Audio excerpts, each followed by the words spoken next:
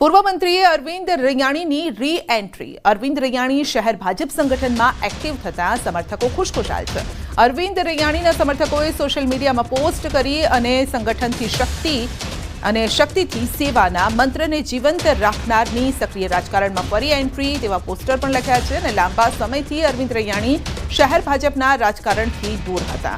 મનપાની ચૂંટણીના ગણતરીના મહિનાઓ પહેલા હવે પક્ષે આદેશ કરતા અરવિંદ રૈયાણી સક્રિય થયા છે। તો સમર્થકોએ સોશિયલ મીડિયામાં પોસ્ટ કરી છે કે સંગઠનથી શક્તિ અને શક્તિથી સેવા। તો સેવાના કામ અર્થે જ જોડાયેલા અરવિંદ રૈયાણી તેવું સમર્થકોનું કહેવું છે અને હવે ચૂંટણી પહેલા તેમની રી-એન્ટ્રી અને એક્ટિવ થયા છે જેથી ખુશ છે। વધુ અપડેટ મેળવીશું સંવાદદાતા અંકિત પાસેથી। જી અંકિત, સમર્થકોમાં ખુશી છે? ચોક્કસ સંધ્યા, ખાસ કરીને વાત કરવામાં આવે તો આવતીકાલે સામાકાંઠા વિસ્તાર એટલે કે વિધાનસભા 68 ની અંદર ગોપાલ ઇટાલિયાની જાહેર સભાનું આયોજન કરવામાં આવ્યું છે। આવતીકાલે રાત્રે 8 કલાકે ગોપાલ ઇટાલિયાની જાહેર સભા થવાની છે પાટીદારોના પ્રભુત્વવાળી બેઠક ઉપર।